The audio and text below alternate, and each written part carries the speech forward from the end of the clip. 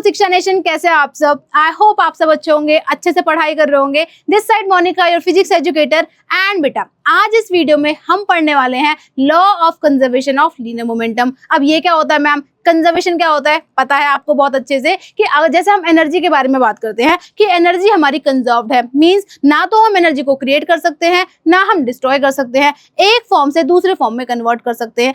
ऐसे ही बेटा आपका जो लीनियर मोमेंटम होता है, आप उसको ना क्रिएट करोगे ना आप उसको डिस्ट्रॉय करोगे, आपका ट्रांसफर होता है वो, ठीक है। लेकिन जो टोटल मोमेंटम होता है आपके किसी सिस्टम का जो कि आइसोलेटेड होगा एंड आप उस पर एक्सटर्नली कुछ भी फोर्स नहीं लगाते हो, तो आपका जो मोमेंटम होगा वो आपका कंजर्व रहता है। क्या होता है लीनियर मोमेंटम? मैम बहुत अच्छे से हमको पता है कि किसी भी बॉडी के मास को अगर उसकी वेलोसिटी से मल्टीप्लाई करते हैं तो P इक्वल टू mv आपका क्या होता था? Linear momentum. अब ये कैसे कंजर्व रहता है, क्या स्टेटमेंट है आपके इस लॉ की, उसके बारे में डिटेल से पढ़ते हैं। तो बेटा क्या होता है आपका law of conservation of linear momentum? तो स्टेटमेंट कहती है the law of conservation of linear momentum states that if no external force is act on the system. अगर आपका जो भी सिस्टम है बेटा, कैसा सिस्टम? आपका आइसोलेटेड सिस्टम है एंड उस पर कोई भी एक्सटर्नली फोर्स नहीं लग रहा है, then the total linear momentum of the system remains constant. तो आपका जो लीनियर मोमेंटम होगा वो आपका कांस्टेंट रहेगा। ओके देन बेटा हम देख सकते हैं, दूसरे वर्ड्स में आप ये बोल सकते हो कि the total momentum of all the objects जो before collision and after collision आपका सेम ही रहेगा। लेट्स से आपके पास कोई एक बॉल है, आपके पास कोई बॉल है दैट इज ए एंड आपके पास कोई दूसरी बॉल है that is any ball B, ठीक है। अब मान लो वो आपकी रेस्ट में थी पहले। मैम रेस्ट का मतलब हमको पता है कि जो उसकी वेलोसिटी होगी वो 0 होगी, ठीक है। एंड बेटा आपकी जो दूसरी बॉल है मान लो वो किसी u वेलोसिटी से मूव कर रही थी। अब ये तो रेस्ट में है लेकिन आपकी जो दूसरी बॉल है वो मूव कर रही है, तो वो आके इससे टकरा जाती है, ठीक है। अब उससे जैसे ही वो कोलाइड करेगी, जैसे दोनों का कोलिजन होगा, तो क्या होगा बेटा? आपकी जो दूसरी बॉल होगी वो मूव करना स्टार्ट करेगी, एंड उसके पास कुछ वेलोसिटी आ जाएगी। समझ में आया? लेकिन आपकी जो पहली बॉल थी बेटा वो उसकी स्पीड थोड़ा कम हो जाएगी, इसकी वेलोसिटी थोड़ा कम हो जाएगी, u जो थी उसकी वो थोड़ी कम हो जाएगी। समझ में आया? तो होगा क्या? तो बेटा आपकी इस बॉडी ने कुछ मोमेंटम अपना लूज किया होगा। P इक्वल टू mv होता है ना, तो P इक्वल टू mv, ठीक है। तो आपकी पहले वेलोसिटी ज्यादा थी, ठीक है, उसके बाद कम हो गई, ठीक है। तो इसका जो मोमेंटम था वो कम हुआ, लेकिन जो पहले आपकी बॉल थी बेटा, पहले उसका मोमेंटम कितना था? v तो 0 था, तो उसका पहले मोमेंटम 0 था, बट बाद में उसके पास कुछ वेलोसिटी आ गई, मींस उसका कुछ मोमेंटम आ गया उसके पास। तो इसने जितना मोमेंटम लूज किया होगा बेटा वो बराबर होता है कि दूसरी बॉडी ने कितना मोमेंटम गेन किया। ओके तो आप दोनों का सम देखोगे that will B conserved. Okay अगर मैं किसी भी सिस्टम का इनिशियल जो अगर आप देखोगे पहले जो आप मोमेंटम फाइंड आउट करोगे एंड आप जो आफ्टर कोलिजन उसको फाइंड आउट करोगे, दोनों का जो बेटा सेम ही रहेंगे, वो आपका जो मोमेंटम है वो कंजर्व रहेगा। इसको कैसे आप लिख सकते हो? दैट ड्यूरिंग एन इंटरेक्शन, जब भी कुछ इंटरेक्शन होगा, कोई भी कोलिजन होगा, कोई भी एक्सप्लोजन होगा, the momentum of the body, the momentum lost by one body is equal to the momentum gained by another body. एक बॉडी आपका लूज करेगी एंड दूसरा उसको गेन कर लेगी, जैसा एग्जाम्पल में आप देख भी सकते हो, ठीक है। Hence if no external force act on the system, अगर आपके सिस्टम पर कोई भी एक्सटर्नल फोर्स नहीं लग रहा है, then the linear momentum before and after the interaction remains the same. Okay आपका जो इंटरेक्शन होगा उससे पहले भी उसके बाद भी दोनों का जो मोमेंटम होगा बेटा that will B same. That is your law of conservation of linear momentum. Okay एक बार और देख लेते हैं। अब मैथमेटिकली आप इस चीज को कैसे डिनोट करोगे, कैसे लिखते हैं बेटा? तो देखो मान लो आपके पास जो कोलिजन था जो हमने देखा था अभी, पहले कोई आपकी बॉल जो ए बॉल थी, दूसरी बॉल जो आपके पास बी बॉल है, पहले मान लो उसकी जो वेलोसिटी थी इसकी u1 थी एंड इसकी वेलोसिटी u2 थी, ठीक है। ओके अब हो गया इंटरेक्शन। मैम जैसे ही इंटरेक्शन होगा ए और बी का, तो अब इनका इंटरेक्शन हो गया। मान लो बेटा जो आपकी ये वाली है उसकी वेलोसिटी हो गई v2 एंड इसकी आपकी हो गई v1, ठीक है। ओके तो अब आप क्या लिखोगे कि आपका जो लीनियर मोमेंटम है बिफोर कोलिजन, तो मान लो इसका मास m1 है बेटा एंड इसका मास m2 है, तो इसका मास भी आपका m1 हो गया, इसका भी m2 हो गया। अच्छा कोलिजन में बेटा आपका जो मास है वो चेंज नहीं होता, मास आपका सेम ही रहेगा।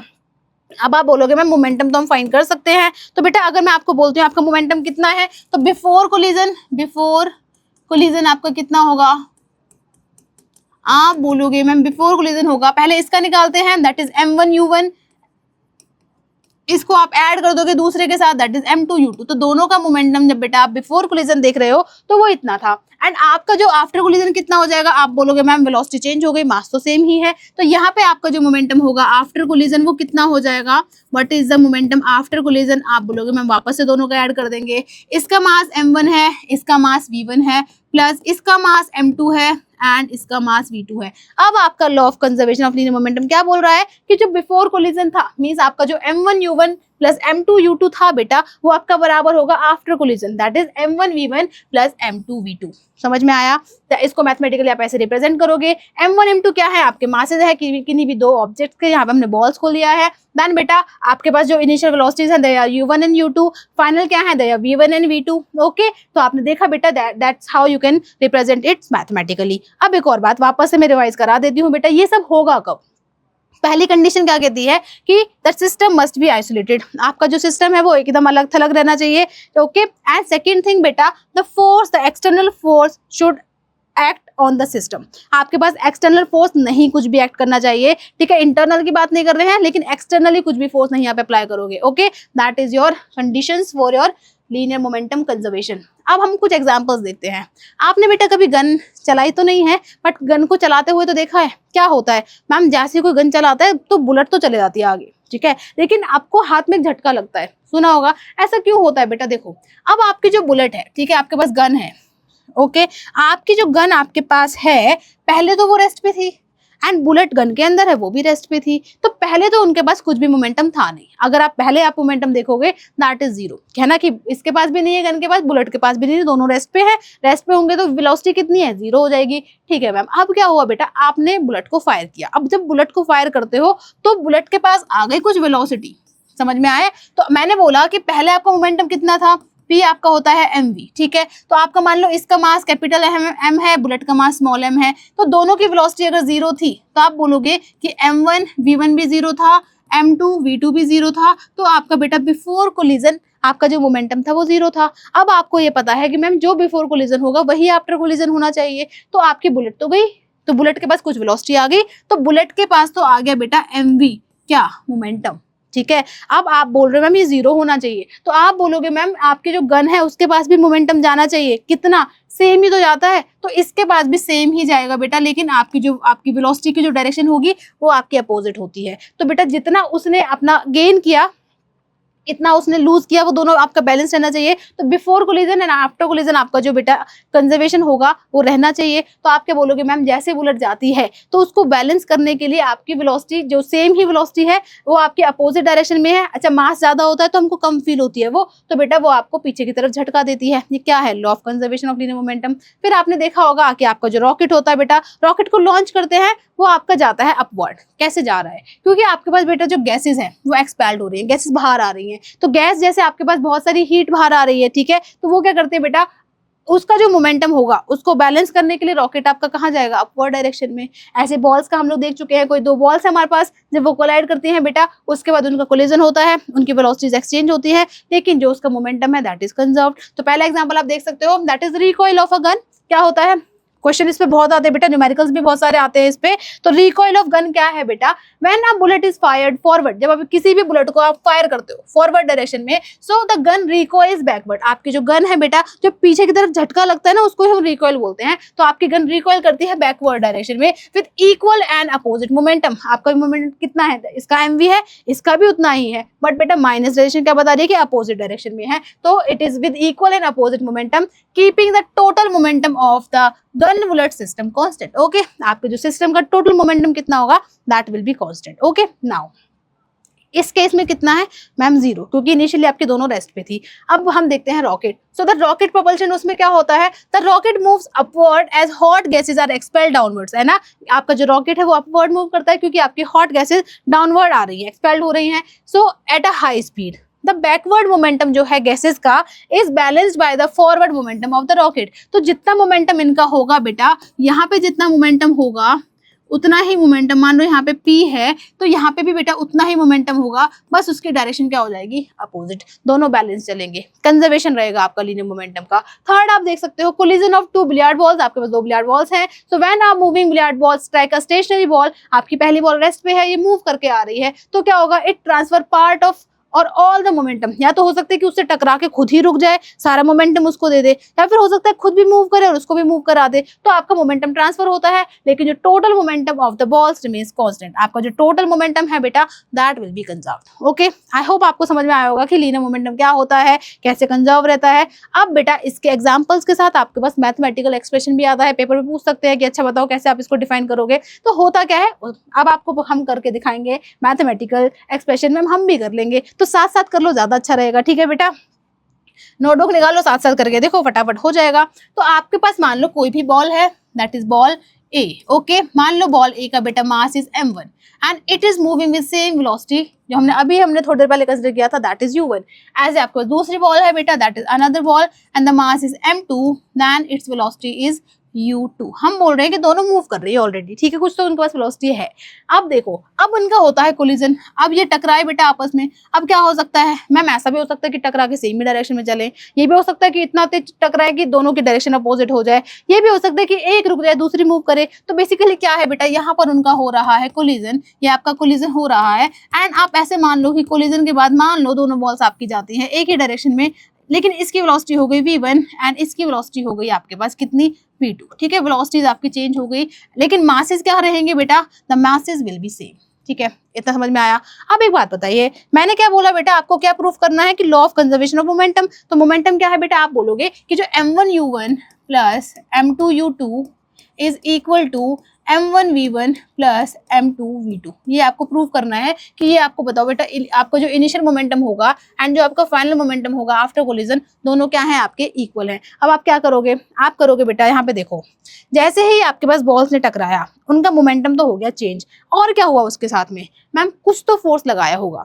ठीक है, मतलब ए ने बी पर कुछ तो फोर्स लगाया होगा। तो मैम जैसे बॉल अब हमारे पास स्ट्राइक करेंगी तो आपका कुछ तो फोर्स लगा होगा, एंड लेट्स से बेटा आपकी बॉल ए ने बी पर फोर्स लगाया, तो जिस पे फोर्स लगाया ए ने बी पर फोर्स लगाया, तो आप बोलोगे न्यूटन का थर्ड लॉ कहता है कि अगर ए ने बी पे फोर्स लगाया तो बी भी तो ए पे फोर्स लगाएगा, एंड सेम ही फोर्स लगाते हैं, बस उसकी डायरेक्शन अपोजिट होती है। तो बेटा जो फोर्स ए बी पर लगाएगा वो आपका इक्वल होगा जो भी फोर्स बी आपके पास ए पर लगाएगा, एंड साथ में उनकी जो डायरेक्शन होगी बेटा दैट विल बी अपोजिट, तो वो नेगेटिव होगा। समझ में आया। इसके बाद अब होता कितना था बेटा, फोर्स, न्यूटन का जो सेकंड लॉ है वो क्या बताता है, तो फोर्स कितना होता है, force is equal to mass into acceleration. तो हम लिख सकते हैं because we know that force is equal to mass into acceleration. तो यहाँ पे जो फोर्स ए बी कितना हो जाएगा, that will be mass into acceleration क्या होता है, that is final velocity v minus u divided by t, ये तो हमको पता है, is equal to m v minus u divided by t. दोनों का बराबर होगा लेकिन ये माइनस में होगा। अब देखो हम पहले सिस्टम की बात करते हैं, तो पहली बॉल है उसका मास कितना है मैम, उसका मास m1 है। पहले वो कितनी वेलोसिटी से मूव कर रही थी, वो u1 से मूव कर रही थी, उसके बाद में कितनी हो गई बेटा, आपकी वेलोसिटी हो गई v1। सिमिलरली यहाँ पे आपकी सेकंड बॉल है, वो जो फोर्स लगा रही है उसका मास कितना है, दैट इज m2, उसकी फाइनल वेलोसिटी कितनी है, that is v2, and u कितना है आपका उसका, दैट इज u2। ठीक है, यहाँ तक तो हम बहुत आसानी से लिख सकते हैं। एंड इसके बाद आप क्या करोगे, ओके तो आप इसको सॉल्व करोगे। सॉल्व कैसे करोगे मैम, क्योंकि टी से टी आपका कैंसिल आउट हो जाएगा, टी से टी आपका कैंसिल आउट हो जाएगा, एंड इसको आप लिख सकते हो m1 v1 minus u1 is equal to minus m2 that is v2 minus u2। Clear, just उसको सॉल्व करोगे तो आप यहाँ पे क्या लिखोगे, तो m1 v1 minus m1u1 is equal to, minus sign का ध्यान रखना है, minus m2u2, minus minus will be plus m2u2 that is v। Okay, बस इसको आप रीअरेंज कर दीजिए। तो आप क्या करोगे, यहाँ पे लिख सकते हैं m1 v1, आप v1 वाला इधर लेके आ जाओ, plus m2 v2 is equal to m2u2 and this will be plus here that is m1 and u1। तो ये क्या आ गया मैम, ये तो वही आ गया जो प्रूफ करना था हमको कि बेटा जो आपका जो फाइनल मोमेंटम था, ठीक है, जो आपका फाइनल मोमेंटम था, जो आपका फाइनल मोमेंटम है यहाँ पर, वो आपका किसके इक्वल है, that is equal to your initial momentum. The final momentum is equal to what, it is equal to initial momentum. तो यही आपको प्रूफ करना था। तो बेसिकली बेटा जब भी आपका कोई भी मोमेंटम एक बॉडी दूसरी बॉडी पे ट्रांसफर कर रही है तो जितना वो लूज करेगी दूसरी बॉडी उतना ही गेन करेगी, दोनों का सम जो होगा वो आपका कंजर्व रहेगा, आपका लीनियर मोमेंटम कंजर्व ही रहता है। जैसे एनर्जी को चेंज कर सकते हैं, आपका मोमेंटम भी चेंज होगा। बेसिकली बेटा वेलोसिटी चेंज होती है, मास तो वही रहता है मैम। वेलोसिटी कैसे चेंज होगी, कोई टकरा के, एक बॉल आ रही है बहुत स्पीड से आ रही है, वो दूसरी बॉल से टकराया उसने, तो बेटा उसकी वेलोसिटी क्या होगा, चेंज होगा ना, ज्यादा भी हो सकती है कम भी हो सकती है, that is a different thing, but उतनी नहीं रहेगी जितनी थी। क्लियर। तो अगर रेस्ट वाली से उसने अभी स्ट्राइक किया था तो जो रेस्ट वाली थी बेटा वो मूव कर गई है ना, उसके पास कुछ वेलोसिटी आ गई, तो दूसरी की ऑफ कोर्स कम हुई होगी उस केस में, लेकिन आप उनका कंजर्वेशन अगर देखोगे दैट विल बी कंजर्व्ड। अब बस यहाँ तक नहीं है बेटा, इस पे न्यूमेरिकल्स आपसे पूछे जाते हैं आपके पेपर में, तो 2 न्यूमेरिकल्स हम सॉल्व कर लेते हैं। First numerical is this. So a bullet of mass 20 gram is fired from a gun of mass 2 kgs with velocity 40 meter per second. Okay, आपके पास कोई बुलेट है, बुलेट का मास कितना है, the mass of bullet कितना गिवन है, mass of bullet आपको बोला that is your 220 gram. Okay, velocity कितनी है, बुलेट की वेलोसिटी कितनी है, कितनी वेलोसिटी से वो मूव कर रही है, that is equal to 400 metre per second. Okay, and बेटा आपको गिवन है कि आपका जो गन का मास है, द मास ऑफ गन कितना गिवन है, that is equal to 2 kgs। Okay, that is 2 kgs। Okay, अब यहाँ से देखो, आपसे जो क्वेश्चन पूछा है उसको ध्यान रखो। अच्छा, एक और बात बताओ, अगर मैं नॉर्मली बात कर रही हूँ कि जिसका मास ज्यादा होगा, ठीक है, तो मोमेंटम के केस में जैसे बुलेट है, बुलेट का मास कम है, ठीक है, तो वो ज्यादा वेलोसिटी से मूव कर रही है, ठीक है, एंड हम जो बुलेट, जो गन से हमको झटका लगता है तो वो सेम स्पीड से तो मूव नहीं करता, वो कम स्पीड से मूव करता है, तो जिस बॉडी का मास ज्यादा होता है उसकी वेलोसिटी उसके पास कम आएगी, मोमेंटम जो कंजर्व हो रहा है, जैसे इस केस में आप देख भी रहे हो। चलो ठीक है, सॉल्व करते हैं। Which law explain the recoil of gun, तो रिकॉइल ऑफ गन को कौन एक्सप्लेन करता है, अभी तो पढ़ा बेटा, that is law of conservation of linear momentum, that is law of conservation of linear momentum।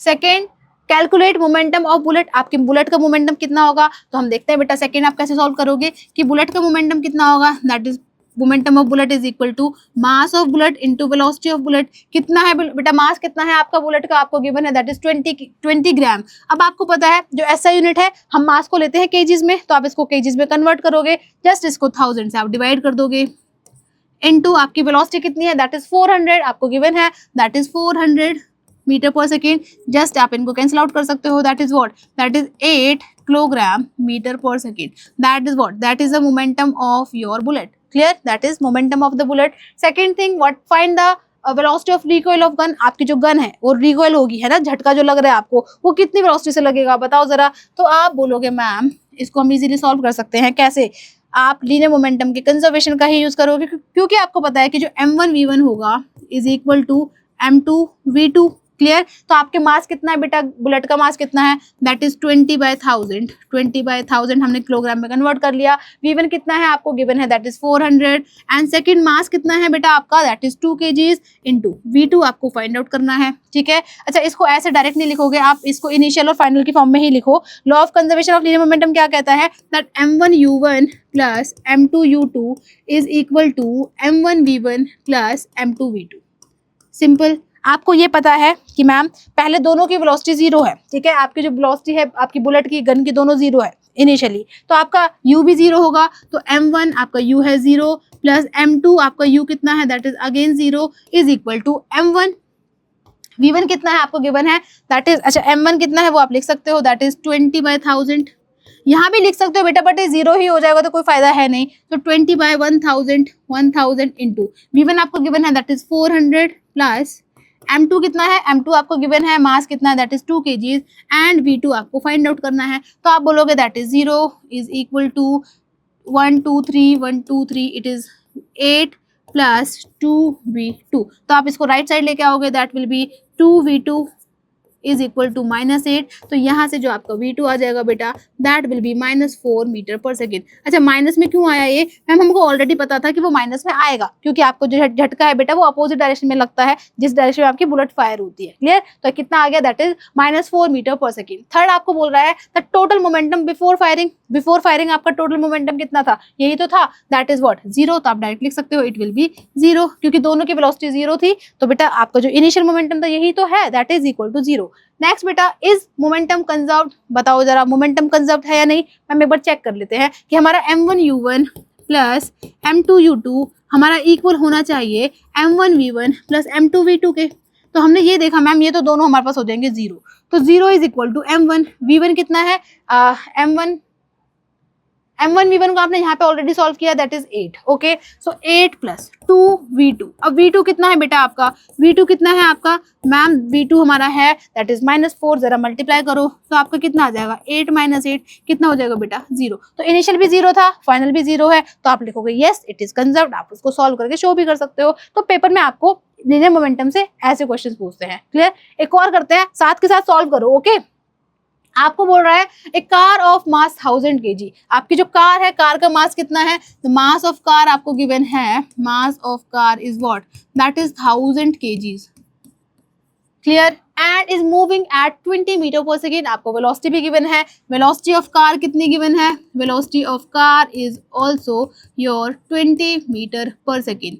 It is stopped in 0.5 second. बेटा आपको बोला कार आपकी स्टॉप हो गई है, मीन्स आपकी जो फाइनल वेलोसिटी होगी that will be what, that will be 0। ठीक है, तो वेलोसिटी बेटा आपकी कौन सी है, इनिशियल आपकी थी ये, एंड आपकी जो फाइनल वेलोसिटी हो जाएगी कार की, the final velocity of car वो कितनी हो जाएगी, that will be 0 metre per second, that will be 0 metre per second. And आपको बोला टाइम कितने टाइम में वो कम हो जा रही है, दैट इज 0.5 सेकेंड्स। तो टाइम भी आपको गिवन है। अब आपसे जो क्वेश्चंस पूछे हैं वन बाय वन उनको आंसर कर दीजिए बेटा। First question is calculate initial momentum, जरा बताओ उसका इनिशियल मोमेंटम कितना होगा। जो उसकी इनिशियल वेलोसिटी थी बेटा, आप बोलोगे मैम हमको पता है P इक्वल टू mv, मास हमको केजीज में ही गिवन है तो आपको कन्वर्ट नहीं करना है, वेलोसिटी आपको गिवन है मीटर पर सेकंड में दैट इज 20। अच्छा इनिशियल बोला ना, तो इनिशियल वेलोसिटी कितनी है, दैट इज 20, तो वही लिखोगे, सो इट विल बी 20। तो आप बोलोगे ma'am momentum is 20,000 kgs meter per second. Clear, so that will be your initial momentum. Now find the change in momentum, कितना चेंज हुआ। तो आप पहले इनिशियल निकाल लो, फिर आप फाइनल निकाल लो बेटा, दोनों को सब्ट्रैक्ट कर दो। तो आप यहाँ पे क्या करोगे, इनिशियल तो हमने ऑलरेडी निकाल दिया, दैट इज P इनिशियल। अब बताओ P फाइनल कितना होगा, दैट इज mv।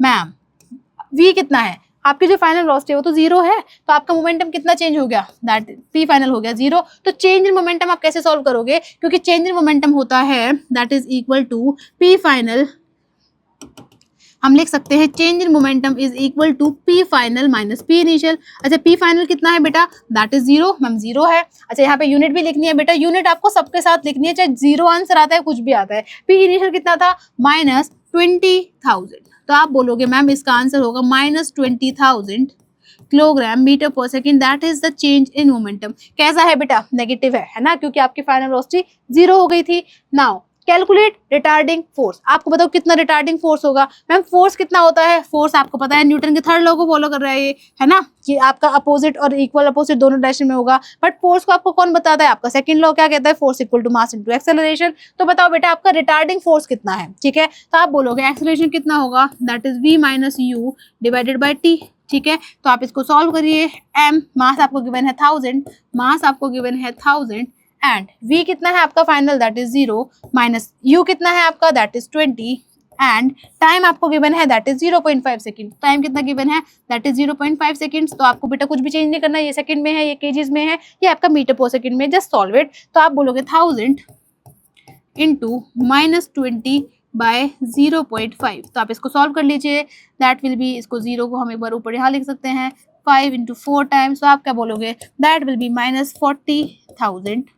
एंड क्या आप निकाल रहे हो बेटा, फोर्स, तो आप इसको न्यूटन डायरेक्ट लिख सकते हो। क्लियर, सारी यूनिट्स आपको न्यूटन में ही आंसर देती है बेटा, ऐसा यूनिट है ना सब, तो आप लिख सकते हो डायरेक्टली। तो आपका फोर्स कितना हो जाएगा, दैट विल बी -40,000 न्यूटन। अच्छा अब आपसे पूछ रहा है how will force change if stopping time is double. अब आपका टाइम कर दिया डबल, आपको टाइम की जगह अगर आपको बोलना है कि आपका टाइम कितना हो जाएगा, मैम 2 टाइम्स हो गया हमारा 0.5 के, तो टाइम कितना हो गया बेटा, that will B 1 second. Okay, अगर टाइम आपका 1 सेकेंड है तो बताओ फोर्स कितना होगा, अगेन आप वही सॉल्व करोगे बेटा। तो आपका फोर्स कितना होता है, आप बोलोगे फोर्स हमारे पास ma होता है, a आपका होता है v minus u divided by t, and आपका मास कितना था 1000, एंड v कितना था 0 minus that is your 20, and time हो गया 1। तो आप क्या बोलोगे ma'am, this is -20,000, and Newton. तो आप क्या बोलोगे बेटा, ये हाफ हो जाएगा। तो जो आपका पहले फोर्स लग रहा था उसका कितना हो जाएगा, आपका हाफ हो जाएगा। तो आपसे बेटा इस तरीके से क्वेश्चन पूछता है आपके लीनियर मोमेंटम कंजर्वेशन को लेके। तो आई होप बेटा आपको बहुत अच्छे से सारा टॉपिक समझ में आ गया होगा। कॉन्सेप्ट क्या है, कैसे आप उसका मैथमेटिकल एक्सप्रेशन फाइंड आउट करोगे एंड कैसे आपको न्यूमेरिकल्स को सॉल्व करना है। ठीक है, if you have any doubt you can ask in the comment section. And बेटा आप शिक्षा नेशन को सब्सक्राइब करके जाना, बेल आइकन को आप प्रेस कर लेना ताकि ऐसी और वीडियोस आपके पास आती रहे। एंड यस, अगर आपको लगता है कि मैम मेरे को किसी पर्टिकुलर टॉपिक पे वीडियो चाहिए तो आप मेरे को टॉपिक्स भी सजेस्ट कर सकते हो। Thank you so much for watching. Bye bye everyone, bye.